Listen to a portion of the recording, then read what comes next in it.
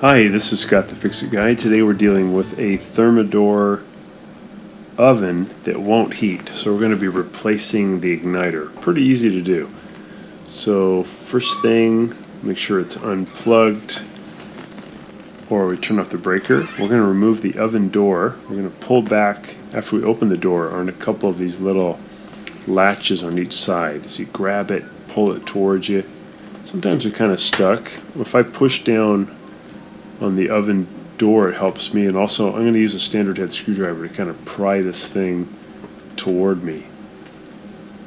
So it hinges, and it's this little bar that has to come all the way towards you on both sides.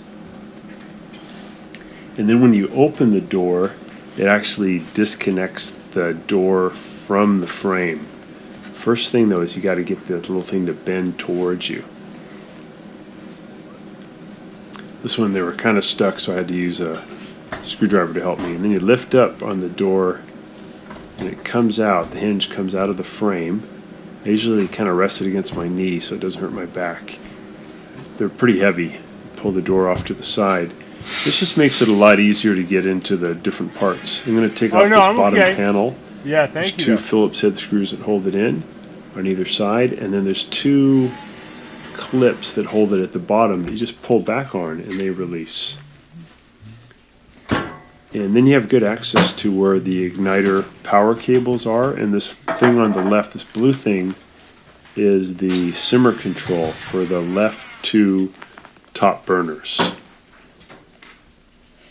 So I'm going to be removing two little screws here on the left and right side that hold the bottom plate in. They're just Phillips head screws. So I get rid of those screws, and then I need to get these racks out of the way. And there's some things that hold the racks in position that we're going to have to move too. Pretty easy though. Everything just kind of slips out.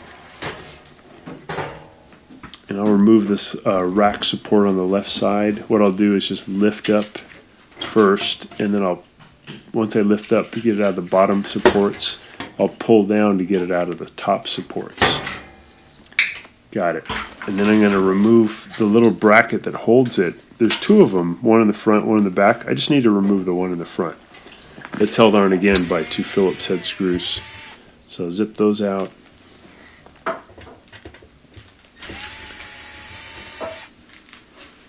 And then I'm going to do the same thing on the right side. So that plate won't come out unless you remove both. So I'm going to remove this rack. I'll lift up first, and then I'll pull down. That comes out. And then I'll remove that little bracket that holds it.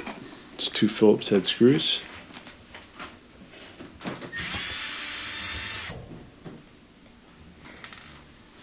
So Thermador and Bosch are essentially the same company. They're very similar between the different models. Siemens, Thermador, Bosch, it's all one big company in Germany.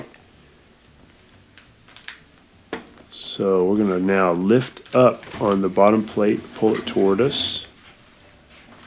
And probably about every 8 years you need to replace these bake igniters. They just get weak, and they either take a long time to light or you won't quite get the heat that you're looking for.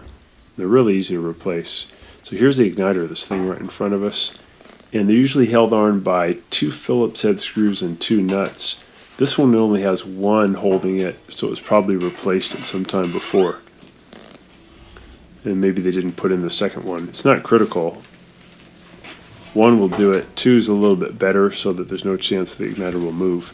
So I'm just going to spin that out, hold on to the nut with my fingers, and get that out. Sometimes you want to put a little oil on these so that they come out easier, because sometimes they're corroded.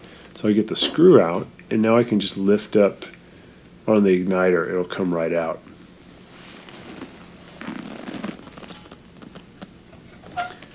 Pull that into the oven cavity, and then this one has two little ceramic wire nuts because this has been replaced before. So I'll spin off the wire nuts.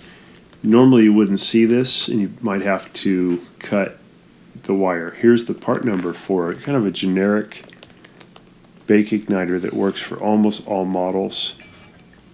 We just call these flat igniters. There's also round igniters that are for GE ovens, but these flat ones work for almost any oven. So I'm going to pull the wires through the firewall, and then I'll put that little screw and nut back in to hold it into position. You can also at this point check the burner tube or venturi tube holes to make sure they're all nice and clear. That's where the flames come out. If they're full of junk, you can use a wire brush to clean them. So I'm just going to spin on that nut, and then we'll tighten down that Phillips head screw.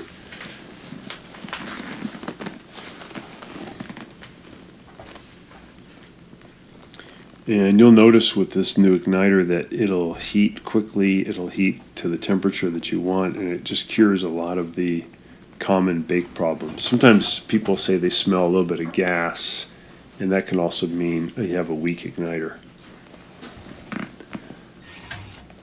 I have seen where we have weak igniters where the ignition happens kind of late and it's full of gas, and then the door basically have a small explosion and the door flies open.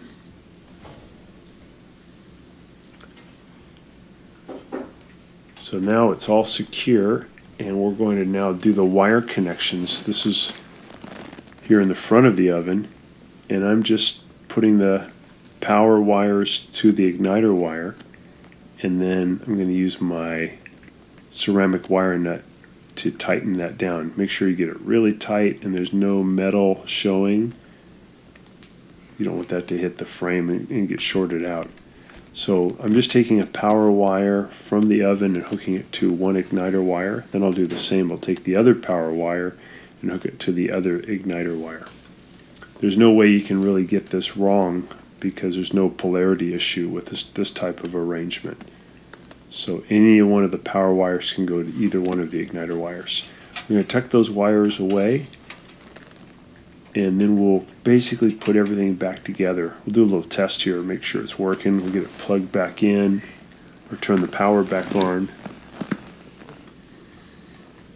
and then we can test it out. So we're going to turn the oven up, and then we'll watch the igniter. It should start to glow orange at first, and then it'll go to yellow, and when it gets white hot, it'll let the gas flow in, and it'll ignite it like a match.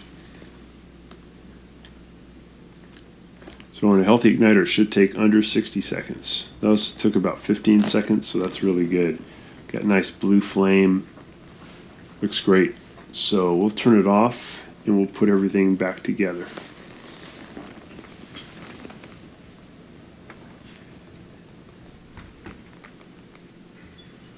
So I'm going to put the bottom plate back in, just slide it in.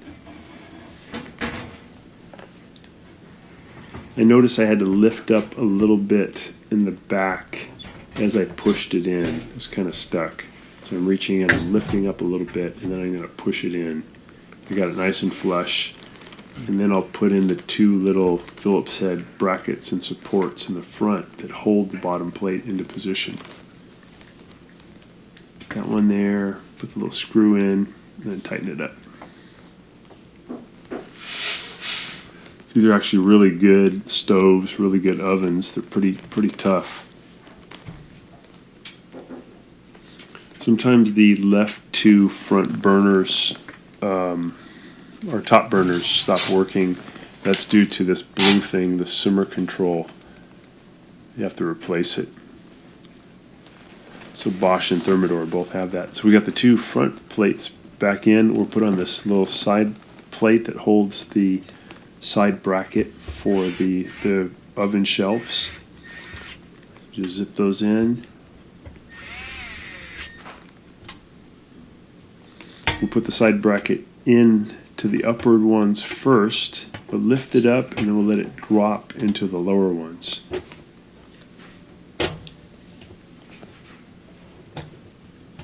Make sure it fits into those little holes on the lower ones. And we're going to copy that on the right-hand side.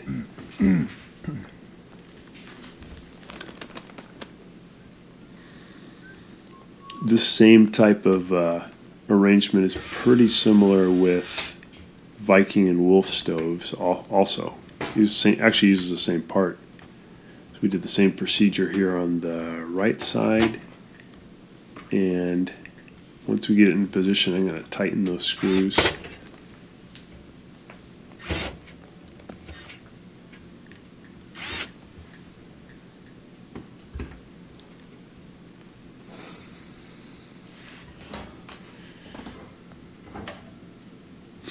Then I'll put the racks back in, we'll slide them in.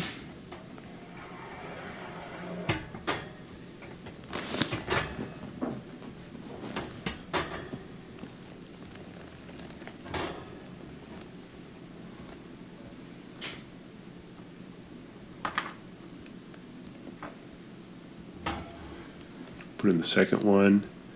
When we put the oven door back in, you'll notice that on the right and left hand side there's basically two holes in the frame. There's two prongs on the hinge. So now we're putting this bottom plate back in. So I'm going to put the little plastic clips in. I just push them in. Pretty cool. And then I'll put in the two Phillips head screws. Yeah, but when you put the oven door, you have the two prongs on the oven door hinge and basically two holes, two on the right, two on the left, and you want to get those prongs into the holes and just push them in as far as they're going to go, and you let the oven door rest all the way down perpendicular to the oven frame, and then we'll put the little levers back into position. Here we go. So we're putting the oven door back in. Take your time here. Get those prongs into the holes, wiggle it in, push it all the way in as far as it'll go, and then let it come all the way down to perpendicular 90 degrees. And then once you've got that as far as in as it'll go, we're going to push up on those two little levers, one on the right, one on the left, all the way forward. And then we should be able to close the oven door normally. And we got it. And now you have a Thermador oven that will heat normally and bake all your goodies for you. So thanks so much for watching, and please subscribe to our channel when you get a chance.